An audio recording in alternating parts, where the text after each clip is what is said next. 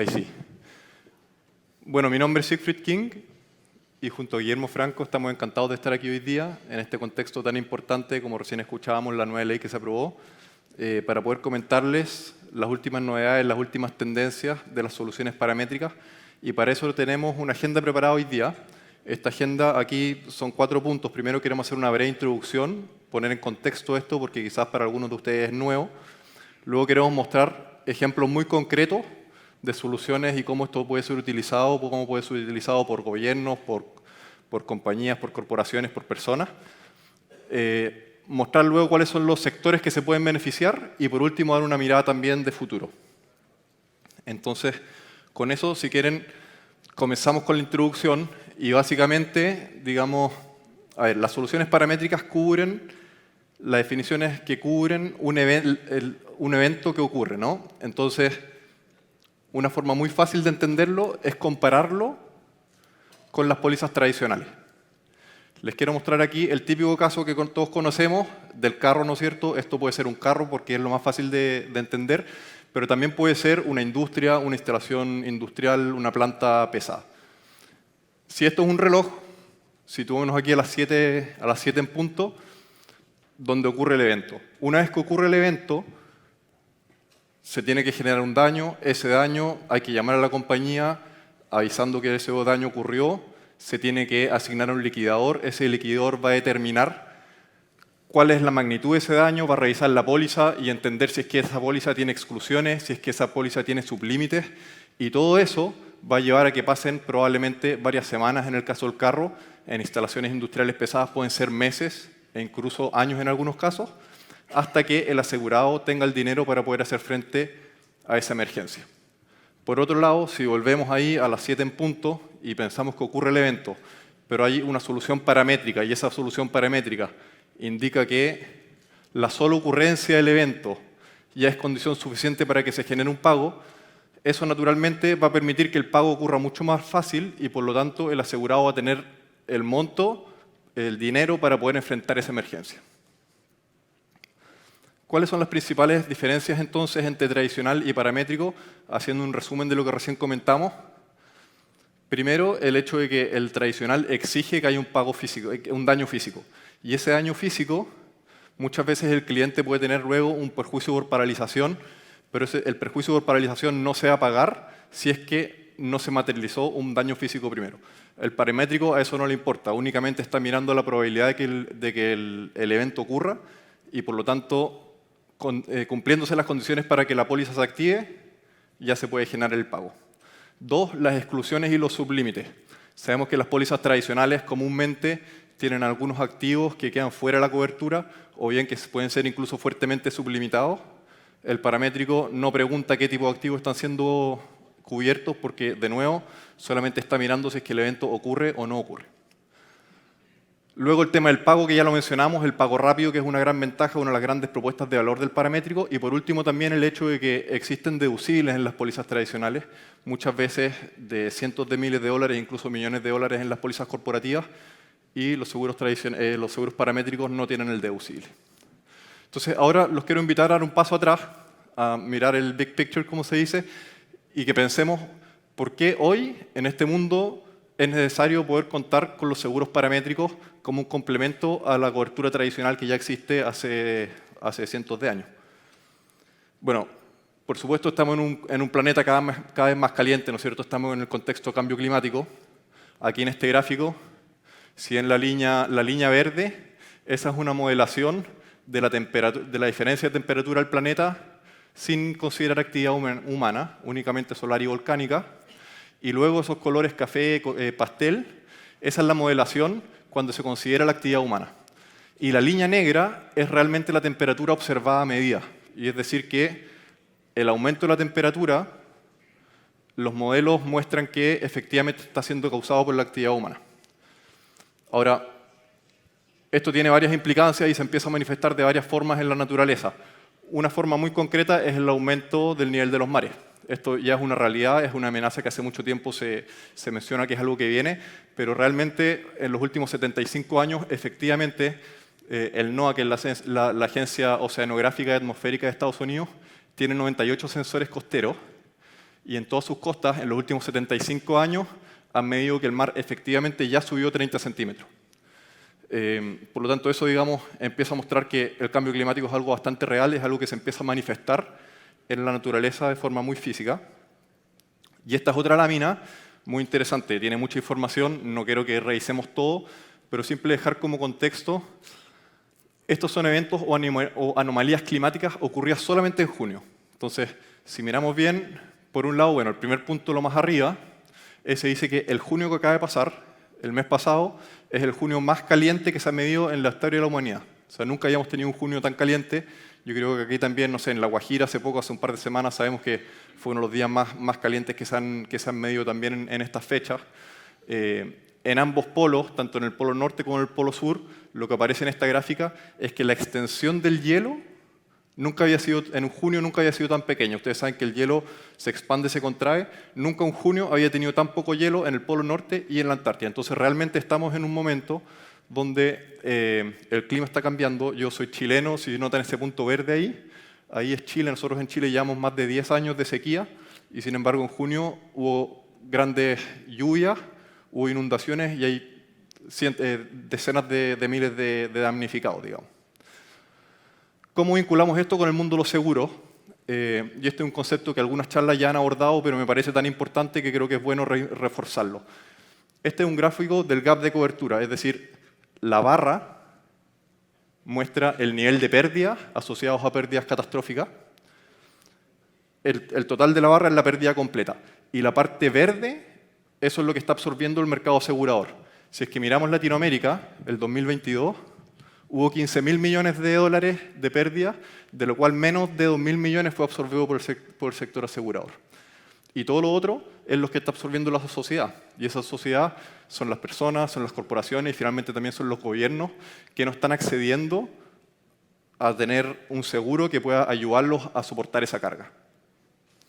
Ahí hacemos el zoom, digamos, esto es todo el mundo, los distintos gráficos son las distintas partes del planeta y Latinoamérica está sobre la parte del mapa. Ahora, este es el clásico map que muestra cómo un cliente en una póliza corporativa está, digamos, transfiriendo su riesgo al mercado asegurador. Porque ese gap de cobertura que mostramos en la lámina anterior, por supuesto que hay muchas personas, muchas empresas, aparte de la sociedad, que no acceden al mercado tradicional de seguros y por lo tanto no tienen ningún tipo de cobertura, pero hay muchas empresas que sí compran seguros, no obstante siguen sufriendo un gap de cobertura. Y aquí queremos identificar un par de gaps de cobertura. Esto aquí es el riesgo que la empresa retiene, que podríamos decir que es el deducible, por ejemplo. Después tenemos un mercado 1 que puede estar en quota share hasta el límite. Y después tenemos dos mercados asumiendo un rol más primario y luego una capa en exceso, ¿no? Ahora, si esta es una zona, por ejemplo, con mucho cúmulo, con mucho riesgo, puede haber un gap de cobertura porque quizás esa compañía no es capaz de comprar el límite que quisiera comprar. Por otro lado, tiene un deducible, ¿no es cierto? Por lo tanto, ahí también tiene un gap de cobertura. Pero también dentro de la póliza tiene sublímites, tiene exclusiones y por lo tanto en la póliza misma también va a tener algunos gaps de cobertura. Pero adicional a todo eso, que todo eso puede ser complementado con un paramétrico, además hay otros gaps, y que son unos gaps que hoy en día no están contemplados dentro de la póliza, y que podríamos decir que es la exposición climática que esa compañía tiene actualmente. Aquí me gustaría dar un ejemplo, lamentablemente no un ejemplo de Latinoamérica, un ejemplo europeo, pero me parece que grafica muy bien el punto. Una empresa de gas en Europa vende gas y todos sabemos que en invierno en Europa, por las bajas temperaturas, la gente tiene que calefaccionar sus hogares. Ahora, si es que el invierno no es tan frío, las personas, por supuesto, van a gastar menos gas porque necesitan calefaccionar menos para tener la temperatura que quieren. Eso, para esta empresa de gas, significa que va a tener menos ingresos porque va a vender menos gas. Y por lo tanto ellos compran un seguro paramétrico asociado a cierto nivel de temperatura, en el cual si es que el invierno es más caliente que cierta temperatura definida, la póliza se activa y ellos pueden, en el fondo, proteger ese ingreso que ellos dejan de perder. Sin ninguna pérdida física, sino que simplemente la afectación del negocio por una condición climática que se escapa de lo que es la norma. Esto aquí son los mismos puntos que acabo de mencionar, los dejo simplemente porque algunas personas están tomando fotos, pues si quieren tener la presentación. ahí. Y quiero dar dos ejemplos muy básicos, muy sencillos, y después ya hoy paso a mi colega Guillermo. Pero esto es como nace el mundo de los paramétricos, son probablemente las estructuras más sencillas y es lo que se llama cat in a box o cat in a circle. Cat aquí es de catastrófico y en el fondo es o una caja, el ejemplo aquí es de terremoto y el ejemplo allá es de huracán. Si miramos acá, la imagen de la izquierda, se dibuja una caja alrededor de donde está la zona que queremos asegurar y después todos esos puntos son terremotos, son sismos históricos, donde si el círculo es más grande está mostrando que fue un evento de magnitud mayor.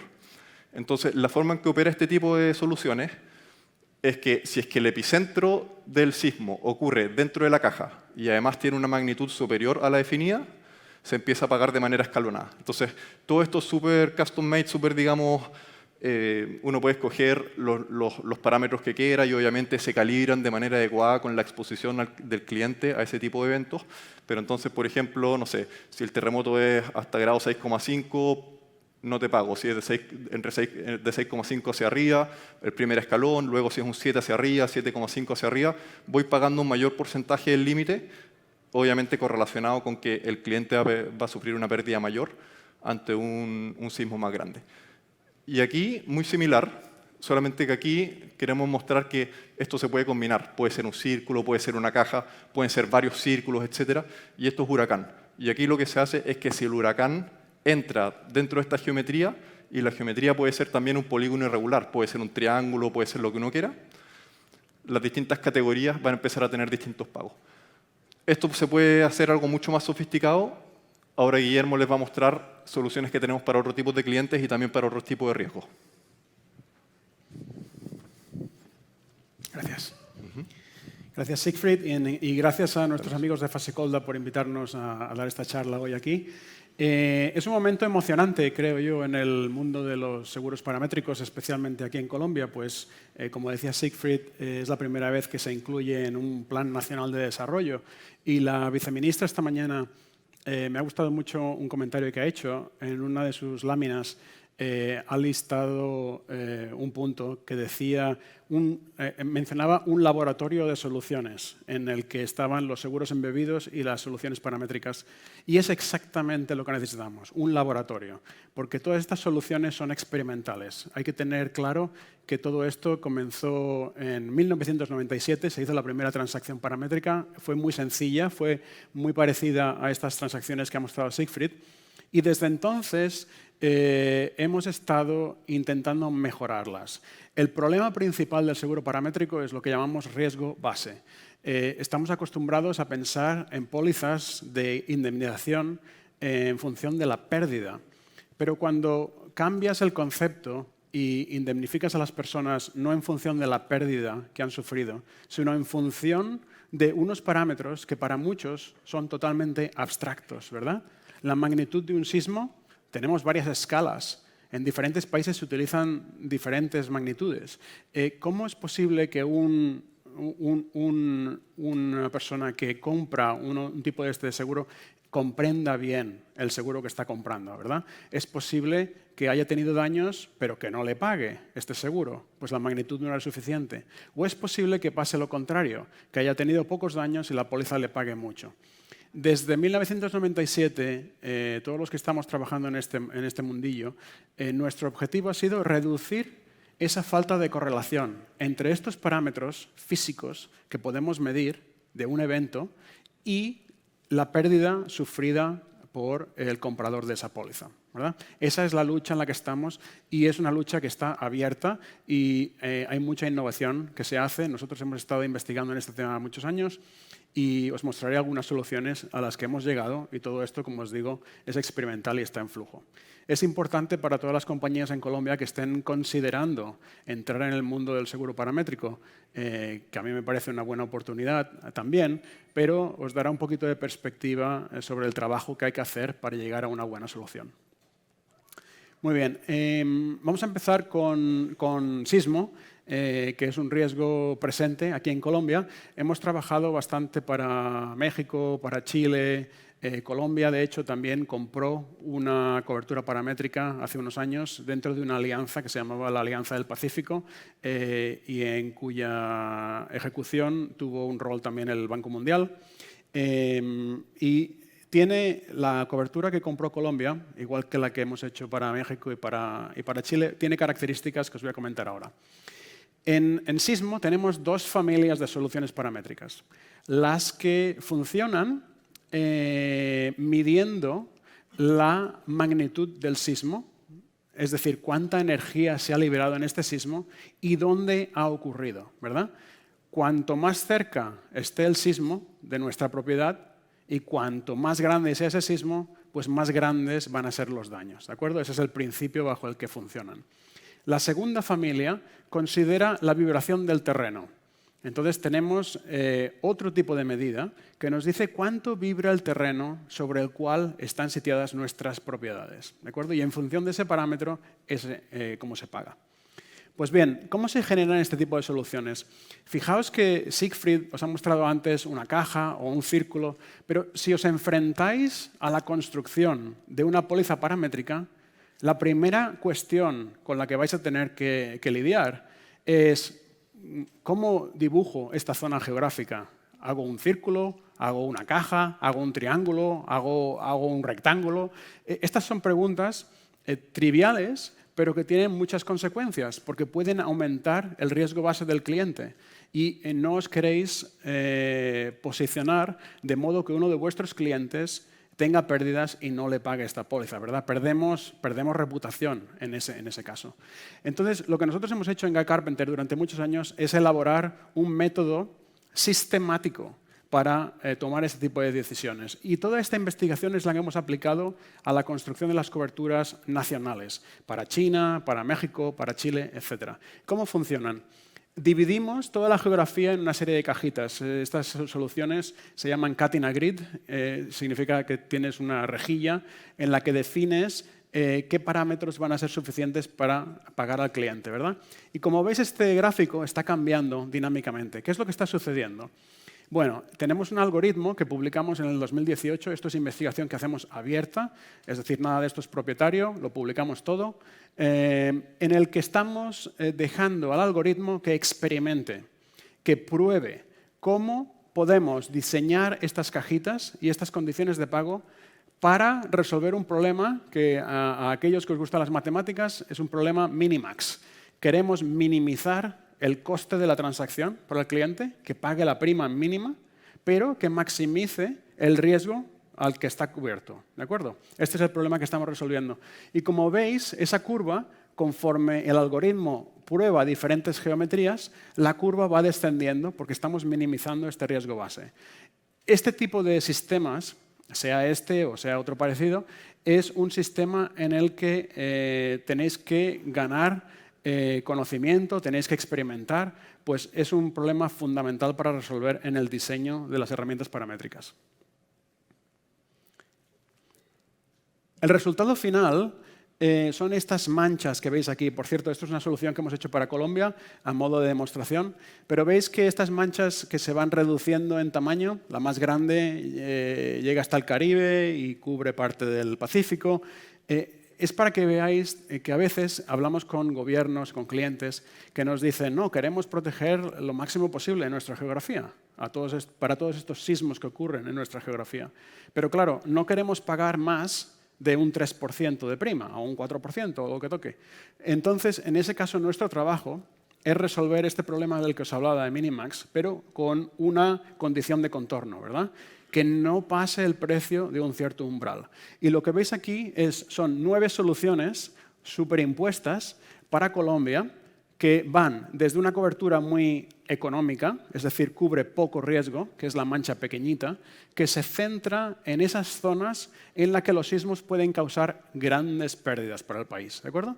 Pero conforme la mancha se expande, por ejemplo, ahora vamos a ver la mancha más grande, ¿verdad? Esta mancha, veréis que es una cobertura generosa, es decir, paga incluso para eventos de magnitud moderada.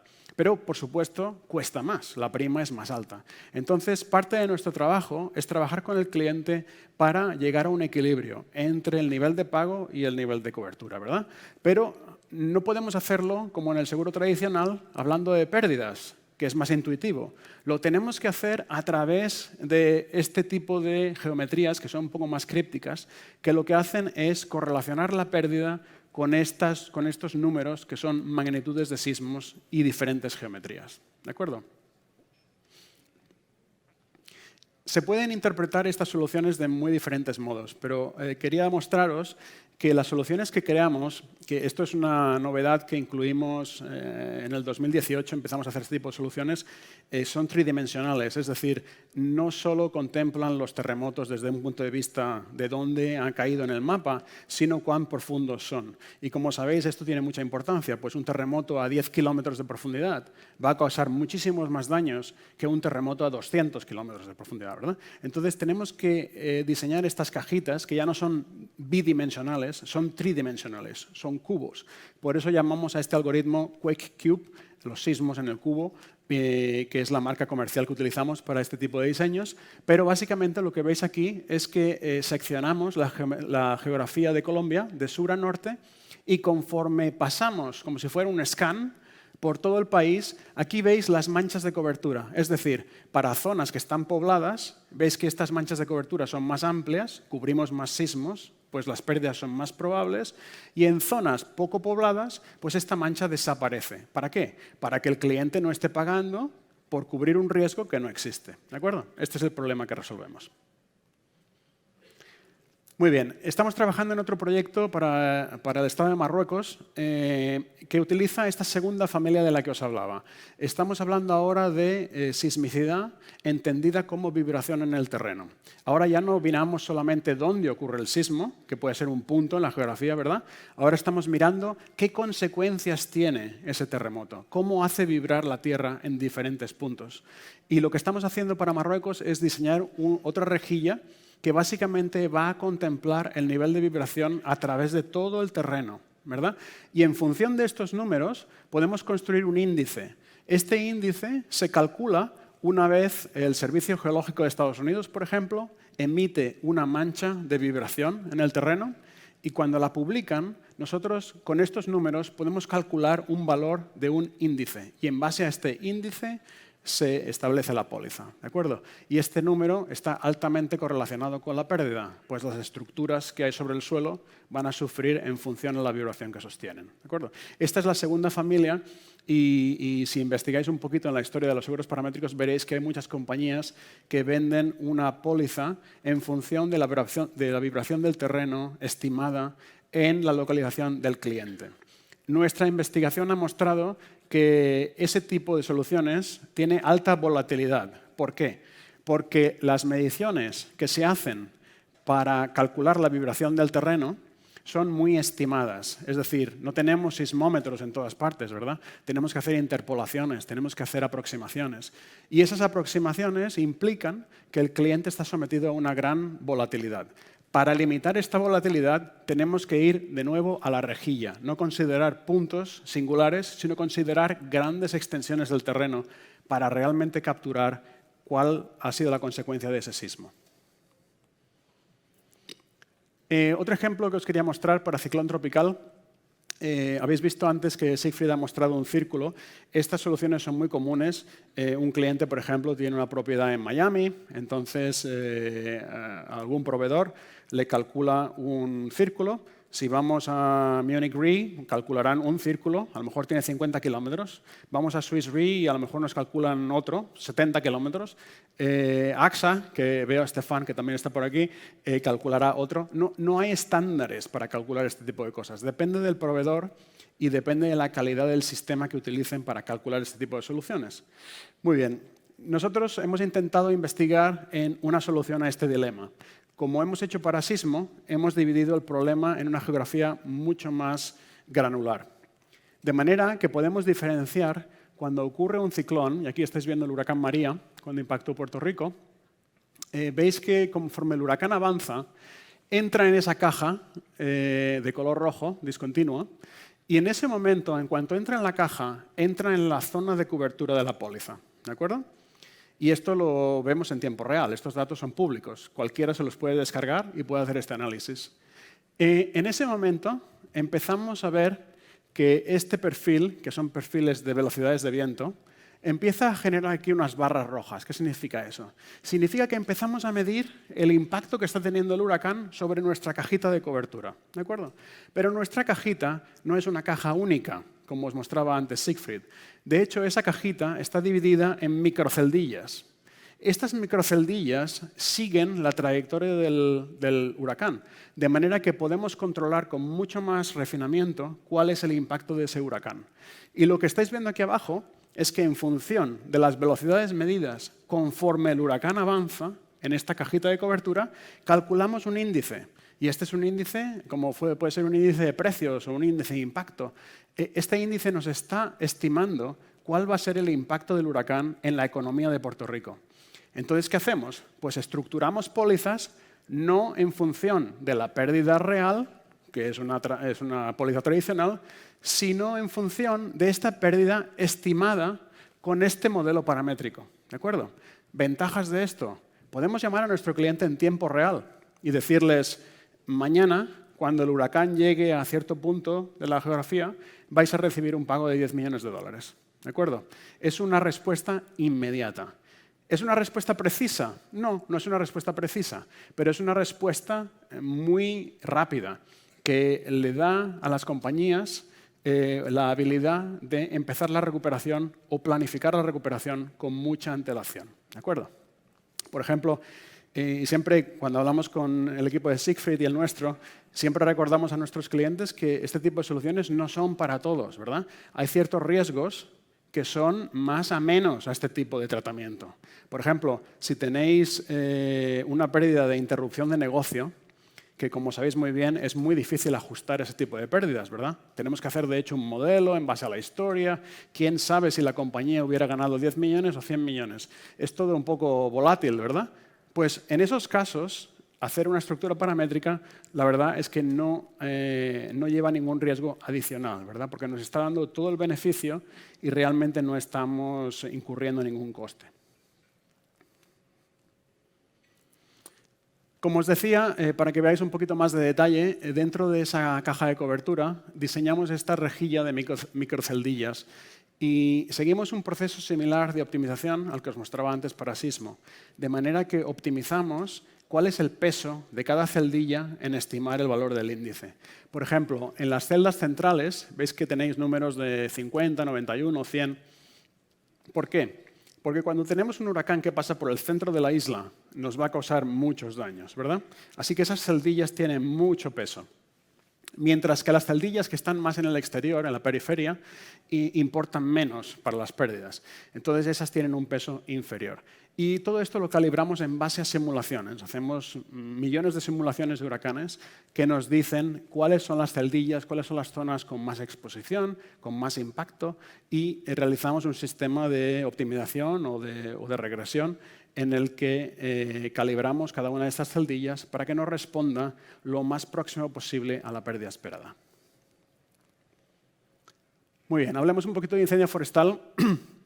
En incendio forestal, y como habréis visto en las noticias, acaba de haber uno terrible en Hawái.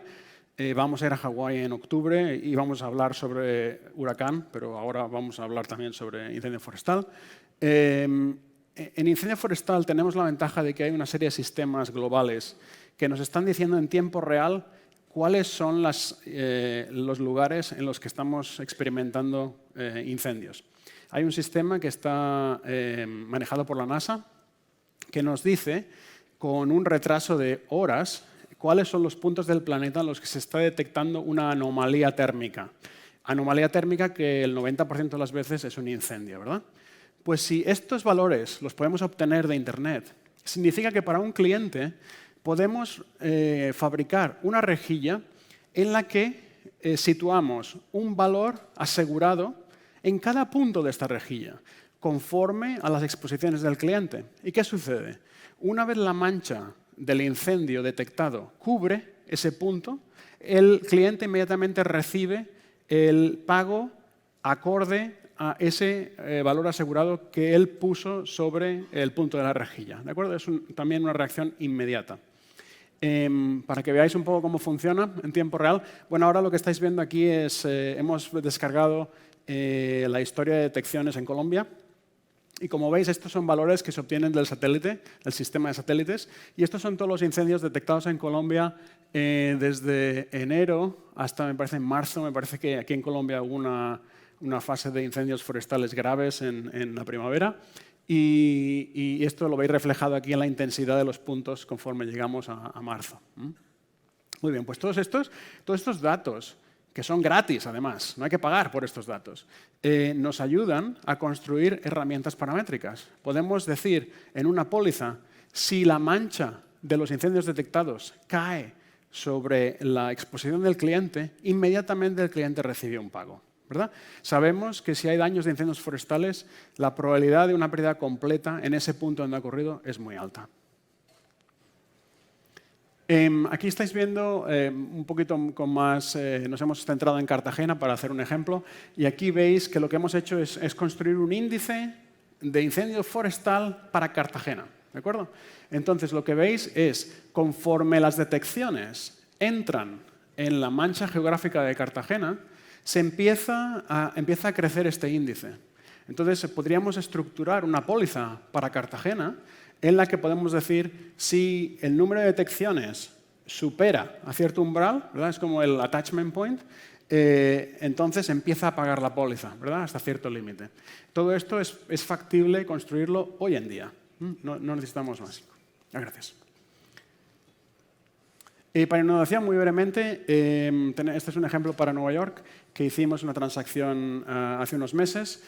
Son 5 barrios de la ciudad de Nueva York, en la que construimos una estructura similar a la de incendio forestal, pero en esta vez la mancha que utilizamos para detectar pagos es una mancha de inundación, ¿verdad? Que aquí veis cómo evoluciona con el tiempo. Evidentemente, en una póliza de inundación hay que tener en cuenta la progresión del evento, pues el agua viene y va, y hay que detectar en todo tiempo cuál ha sido la afección a las estructuras. Muy bien. Y brevemente, para la erupción volcánica, hace unos años hicimos un modelo paramétrico para evaluar pérdidas de volcán. Y aquí veis un ejemplo, este es para la erupción reciente del Unga Tonga, que fue bastante espectacular. Pero lo que hacemos es un análisis de regresión también, en la que correlacionamos la altura de la columna de humo con las pérdidas y con la dirección del viento. Como que estos datos se poseen, es decir, en ciertos volcanes existen estas mediciones, podemos construir este tipo de pólizas, que me parece que se ha vendido una desde que se empezaron a construir, pero también es posible. Muy bien, dejo aquí a Siegfried. Perdona que me he enrollado. No hay problema. Perfecto. Queremos compartir ahora con ustedes cuáles son los sectores que se pueden beneficiar con esto. Por supuesto, el sector agropecuario es el que es más cercano porque todos entendemos la relación directa entre el clima y las utilidades que pueda tener un agricultor si es que no llueve, o si es que llueve mucho, o si la temperatura es demasiado anómala. Pero también, ¿qué pasa, por ejemplo, lo que conversábamos también ayer en una charla, ¿no? El tema de un evento de música? ¿Qué pasa si es que llueve para ese concierto que es al aire libre? Y ahí también podemos pensar en distintas dimensiones.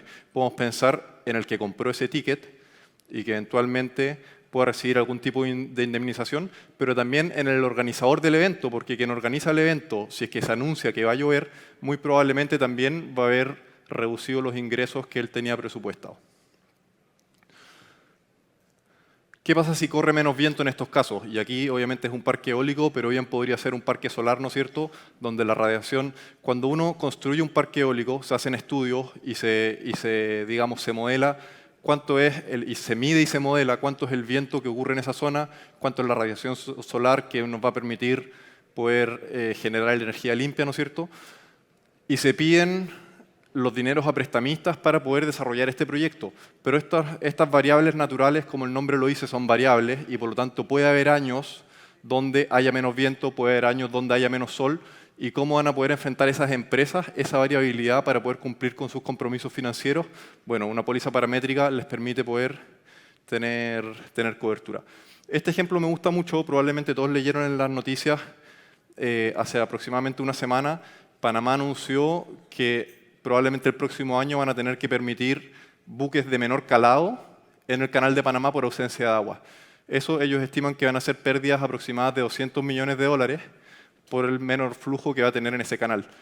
Tenemos otro cliente aquí en otro país de Sudamérica que ellos realizan transporte fluvial, transporte de carga fluvial, y actualmente, porque el río en el que operan tiene menor nivel de agua, ellos pueden cargar menos carga sobre sus barcas. La barca tiene el mismo costo fijo, pero les genera menos ingreso, y por lo tanto eso para ellos es un perjuicio financiero que mediante una póliza paramétrica podrían estar cubriendo. ¿Y qué pasa si nieva o no nieva? Tenemos un ejemplo en Estados Unidos, por ejemplo, esta es una empresa que limpia las pistas de aterrizaje. Si es que no nieva lo suficiente, ellos operan menos y por lo tanto tienen menos ingresos.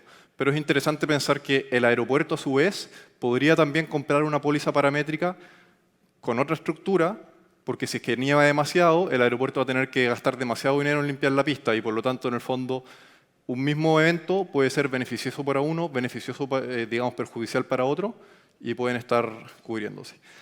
¿Cuáles son los distintos niveles? Y con esto termino y te doy, Guillermo, un espacio para cerrar. Pero ¿cuáles son los distintos niveles en los cuales podemos ofrecer soluciones? La verdad es que todos. Hay soluciones, como Guillermo comentaba, Chile recientemente compró un cat bond paramétrico para temas de terremoto.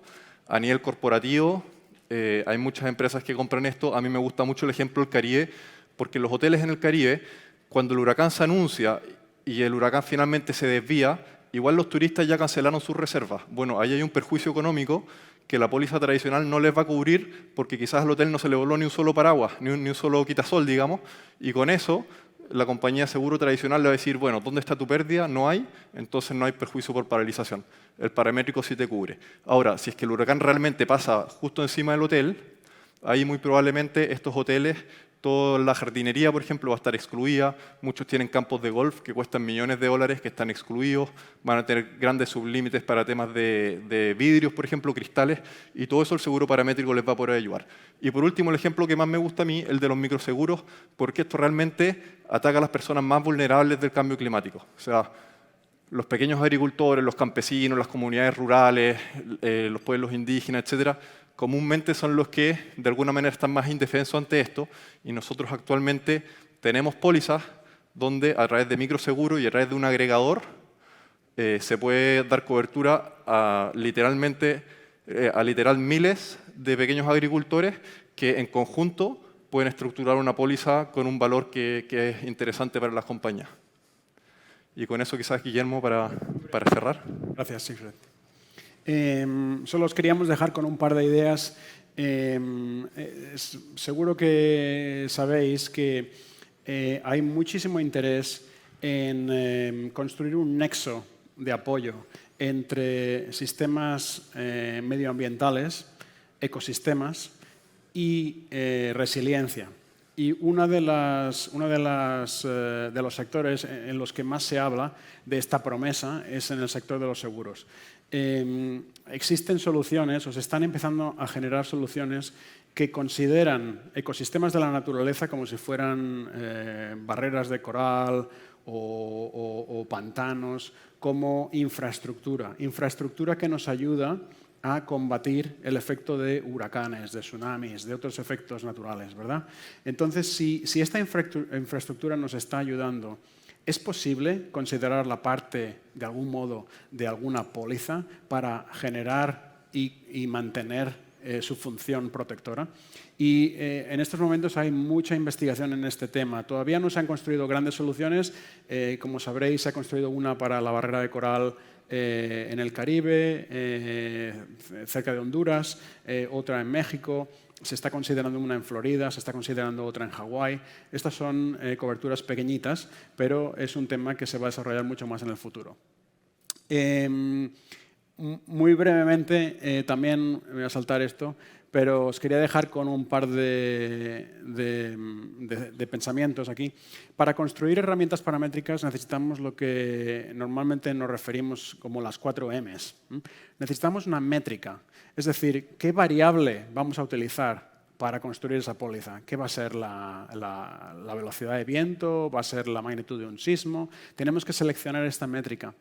Tenemos que tener un modelo. Si no tenemos un modelo estadístico o un modelo de simulación que nos diga cuán frecuente es experimentar ese valor de esa métrica, no podemos darle precio a la póliza. Así que necesitamos un modelo de algún tipo.